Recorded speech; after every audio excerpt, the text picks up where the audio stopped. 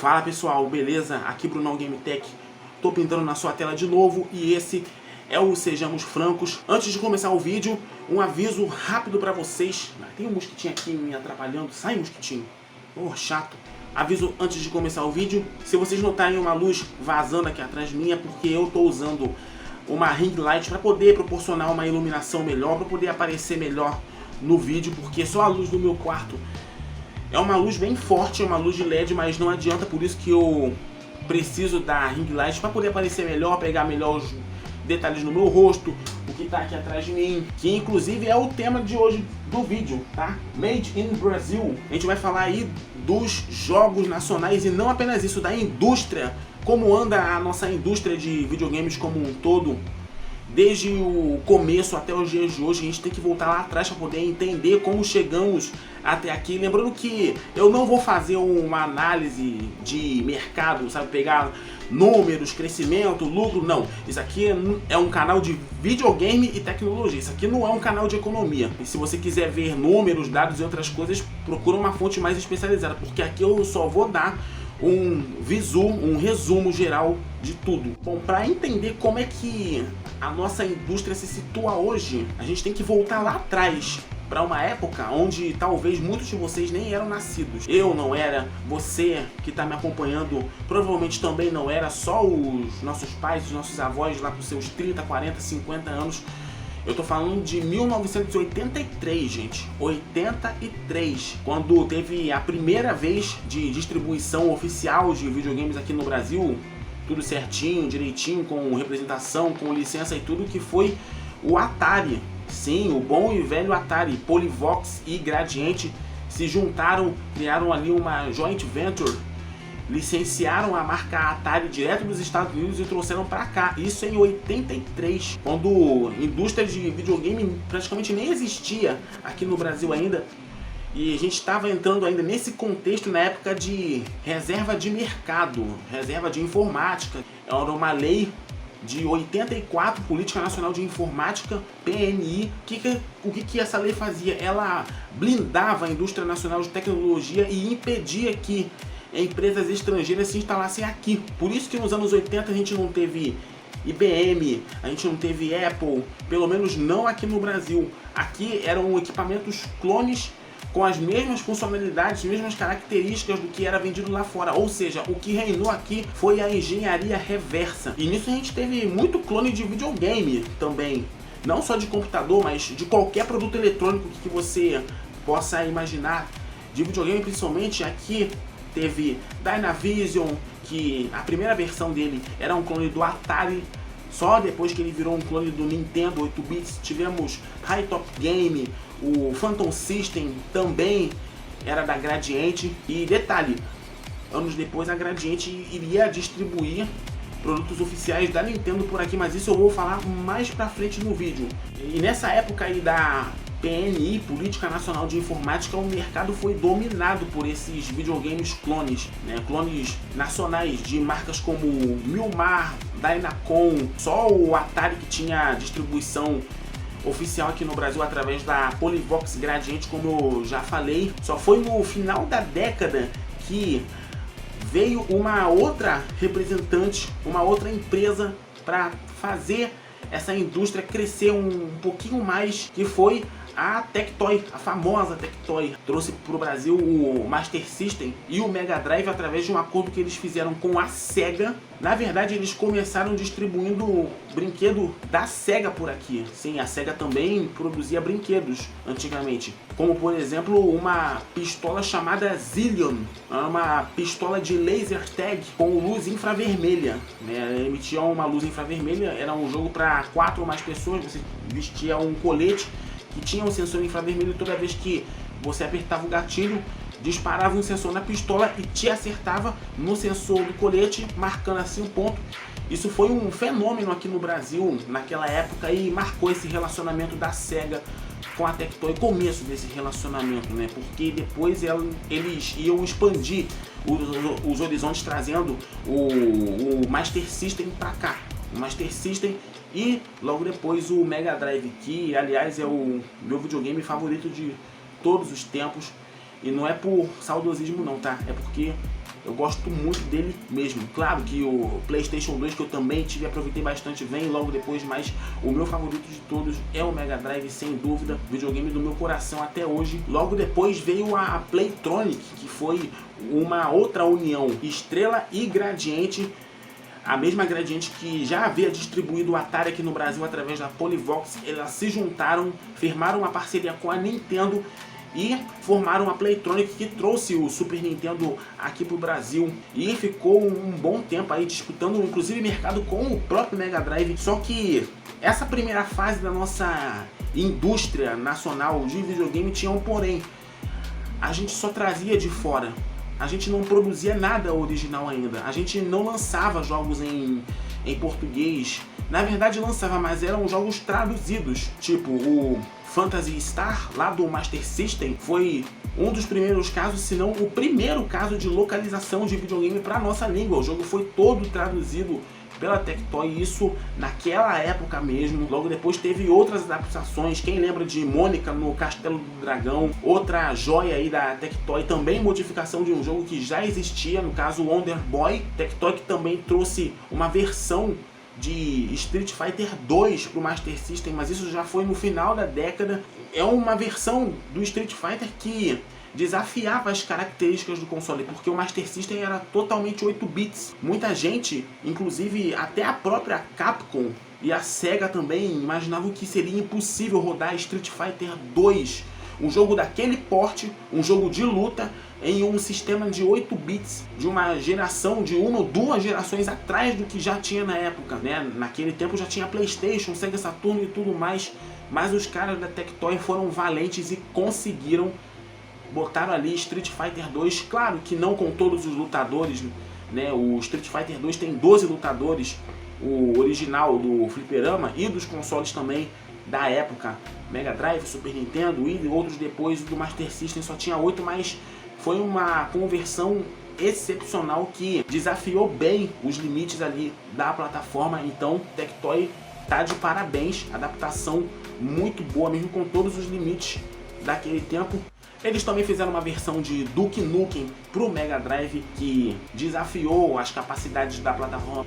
Seria praticamente impossível colocar um jogo daquele porte, mas de novo a Tectoy conseguiu, os caras fazer um verdadeiro milagre com tão pouco hardware. Pelo menos o primeiro capítulo do game eles conseguiram encaixar, o Duke Nukem 3D. Eu nunca joguei, mas devem ser uns 3 ou 4 capítulos. Pelo menos o primeiro eles conseguiram encaixar, mesmo com todos os limites, todas as características ali limitadas do Mega.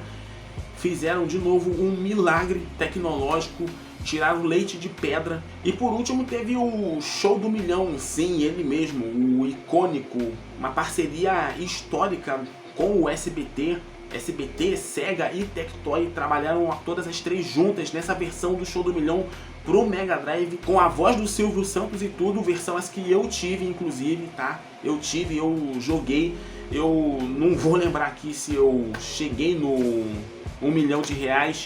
Acho que o mais perto que eu consegui chegar foi 400 mil, 500 mil, sei lá, isso fica pra eu contar uma outra hora. Conseguiram botar pouco mais de 1000 perguntas, era pergunta pra caramba, numa fita de Mega Drive, e com o áudio que esse jogo apresentava, era um áudio praticamente perfeito, tinha até a musiquinha clássica, né? A abertura do Show do Milhão, a voz do Silvio Santos, tudo em uma qualidade invejável. Muita gente zoa o som do Mega Drive por ele ser, é um som ruim, é um som ridículo, mas quando bem programado, ele podia fazer milagres, realmente. Nos PCs a gente também tinha alguns exemplos de distribuidoras brasileiras, como a Brasoft, que distribuiu vários jogos, vários softwares, principalmente jogos, que era um exemplo, Grand Prix 2, um simulador de Fórmula 1, bem antigo, mas até hoje bastante jogado, de 96 esse jogo. Os caras foram tão cuidadosos, mas tão cuidadosos, que assim que você instalava o jogo e colocava para rodar, a primeira pista que aparecia era Interlagos, em São Paulo. Capricho, o nível de capricho da Abrasoft com a distribuição desse jogo aí, de vários outros também, sem igual. Fora também outro caso de sucesso, Incidente em Varginha, que era um jogo de tiro em primeira pessoa, usava o motor gráfico do Doom. Quem desenvolveu esse jogo foi a Perceptum, é uma empresa que já não existe mais, mas ele girava em torno de toda aquela história ultra famosa do ET de Varginha e militares querendo levar essa criatura, esse ET, para descobrir mais sobre ele. Então eles começaram uma caça aos alienígenas, a caçar, a torturar e até matar alguns, e você recebe a missão de proteger os aliens dos militares, né? Toda essa perseguição militar, perseguição do governo, que chegou até a vender bem, chegou a fazer 20 mil cópias fora do Brasil, e isso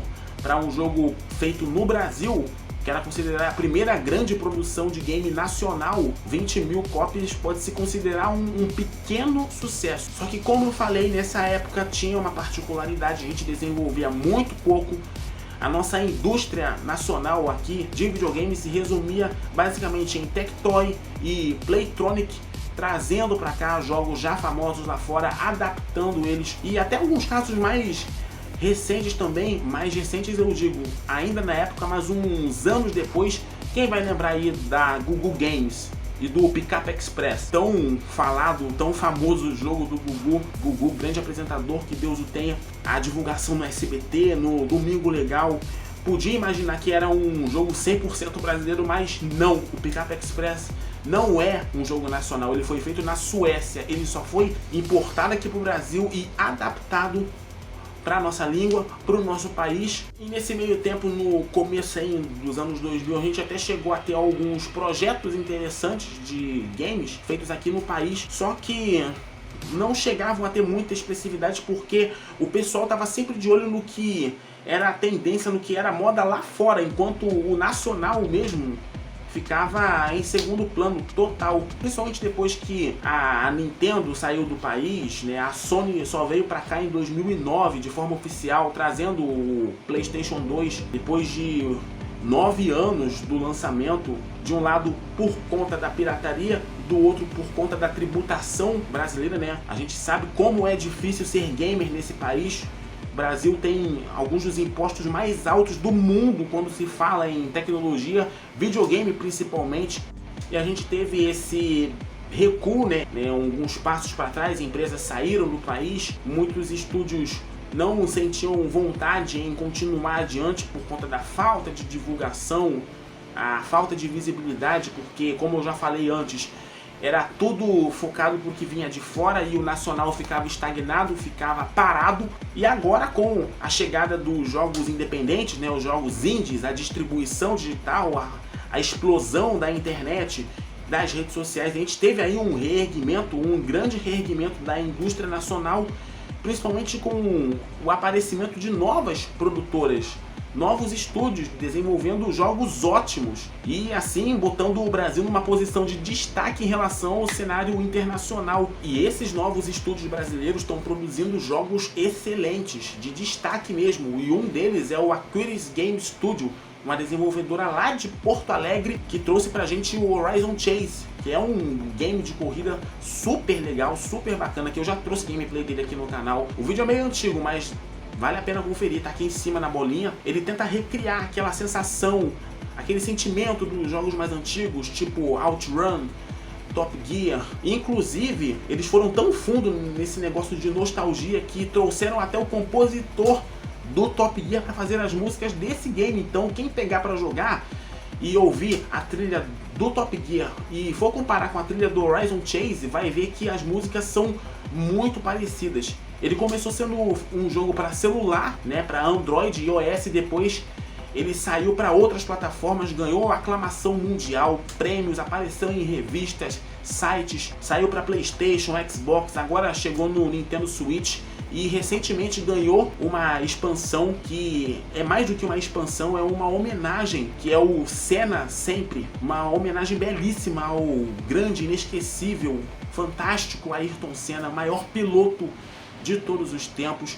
Essa expansão que recria os principais momentos da carreira dele, desde a chegada dele na Fórmula 1 pela Toleman, depois a passagem pela Lotus, McLaren, 3 campeonatos dele, 88, 90 e 91, fora alguns outros carros inspirados em equipes da época como Benetton, Ferrari, Williams, e dá a sensação de ser o Senna ali dentro, como se você estivesse passando pelos principais momentos dele. Olha gente, eu não vi, infelizmente eu não pude ter a oportunidade de ver o Senna correndo. Eu nasci em 95, o Senna faleceu em 94, né? Eu nunca fui um grande fã de Fórmula 1, mas o Senna eu admiro e respeito muito. Quando eu assisti Fórmula 1 pela primeira vez na vida, já era na época do Rubinho, do Schumacher, que já era uma outra lenda também, já tinha vários campeonatos, mas fica aí Horizon Chase, homenagem mais do que merecida a Ayrton Senna, para sempre no coração de todo brasileiro.